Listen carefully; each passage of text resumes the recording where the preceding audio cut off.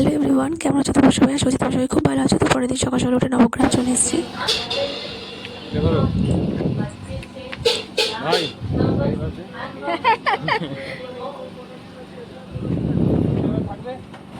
যাও, ওটা ঠিক করে ধরবে, ওর ভেতরেই আছে। হ্যাঁ, ব্যাগ কয় জায়গা পেয়েছো? জায়গা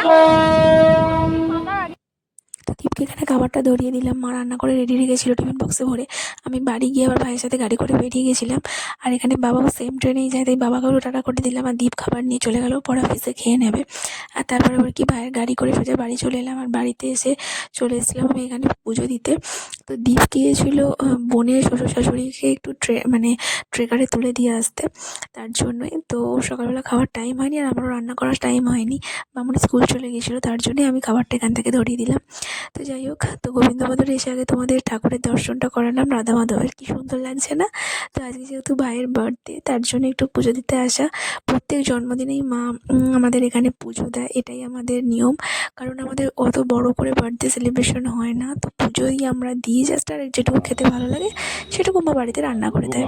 শ্রী গোবিন্দ পূজা করো কৃষ্ণায় বাসুদেবায় গোবিন্দায় গোপীজনবল্লভ। তো জন্মদিন আমাদের করতে নেই সেলিব্রেশন, তো ওইটুকুই হয় আমাদের। তো এই মা সবসময় পুজোটাই দেয়। আর এখন শ্বশুরবাড়িতে এসে আমার নামেও পুজো হয়, বাপের বাড়িতেও হয়। তো যাই হোক, তারপর এখানে কালীতলা, দুর্গাতলা, মনসাতলা সমস্ত ঠাকুরের কাছে একটু ধূপবাতি দিলাম, আর ওর নামে প্রার্থনাও করলাম।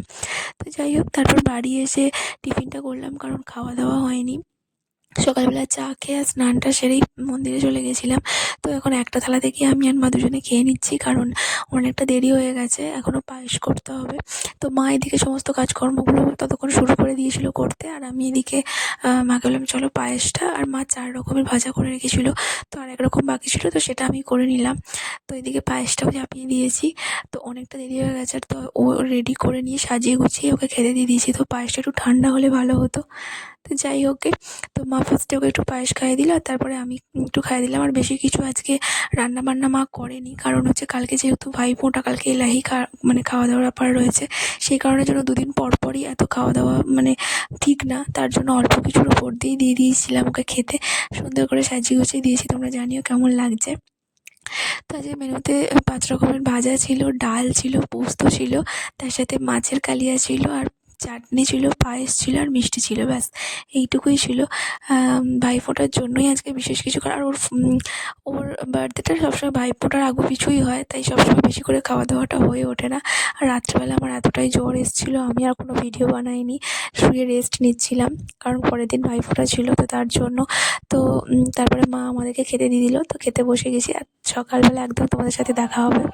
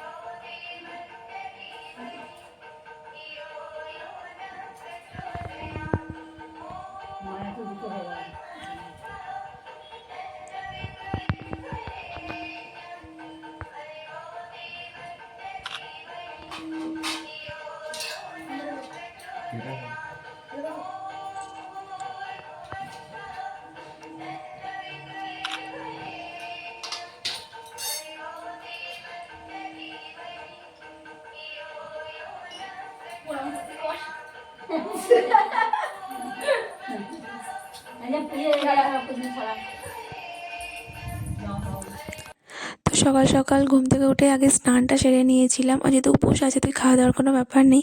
তো স্নানটা সেরে নিয়ে তারপরে রেডি হয়ে নিয়েছিলাম, কারণ হচ্ছে এই ও বাড়ির ভাইয়েরা তাদের মামার মেয়ে, কারোর পিসির মেয়ে তাদের বাড়িতে যায়, তো তার জন্য। আর আমি আমার ভাইকে ফোঁটা না দিয়ে কাউকে দিই না, তো তার জন্য ভাইকে আগে ফোঁটাটা দিয়ে নিলাম, তারপরে প্রত্যেকটা ভাইকে একে একে দিয়ে দিচ্ছি। তো সুন্দর করে তো আজকের দিনটা না বেশ ভালো লাগে এইভাবে কাটাতে। আর আমি প্রতি বছরই নবগ্রাম আসি, যে কটা বছর বিয়ে হয়েছে, কারণ আমি এখানে এলে সবাইকে একসাথে দিতে পারি এই জন্যই। আর বাড়িতে শ্বশুর বাড়িতে এলে হয়তো একজন আসবে, যাই হোক। আর এই যে ভদ্রমহিলাকে দেখছি, এটা হচ্ছে আমার পিসিমণি, মানে আমার মণি। হ্যাঁ, আমার একমাত্রই মণি, একটাই মণি আছে আমার। তো যাই হোক, তো তারপরে বাবারাও রেডি হবে, কারণ মণি যেহেতু এসছে। আর মণিও না প্রতি বছরই আসে, কারণ এখানে এলে 10টা ভাই আছে। আমার বাবারা 5 ভাই, আর ও বাড়ির কাকারা 5 ভাই। তো যাই হোক, ওই জন্য মণিও আসে সব সময়ের জন্য। তো আমি তারপরে সকলকে একে একে ফোঁটা দিয়ে নিলাম। আর তারপরে মাঝে মাঝে একটু একটু রান্নার দিকেও যাচ্ছিলাম, আর একটু একটু এদিকে ফোঁটাগুলোও দিয়ে দিচ্ছিলাম সবাইকে, যে যখন আসছিল। আর এবারে না আমি সবার জন্য একটা করে বডি স্প্রে নিয়ে গেছি, কারণ আমার ভাইয়েরা ভীষণ সেন্ট মাখতে ভালোবাসে। তো যেখানেই যাক সবসময় গায়ে আর কি দিয়েই চলে গেল, এরকম আর কি। তো আমিও গিফট পেয়েছি। তো কী কী গিফট পেয়েছি না পেয়েছি সেগুলো তোমাদের সাথে পরে শেয়ার করব। আর সবথেকে বড় ব্যাপার হচ্ছে ছোটোটাও আমাকে একটা গিফট দিয়েছে। এটা তো আমি ভাবতেই পারিনি, মানে আমার এক্সপেকটেশনের বাইরে ছিল। তো যাই হোক গে, মনি বাবাদেরকে ফটোটা দিয়ে দিচ্ছিল।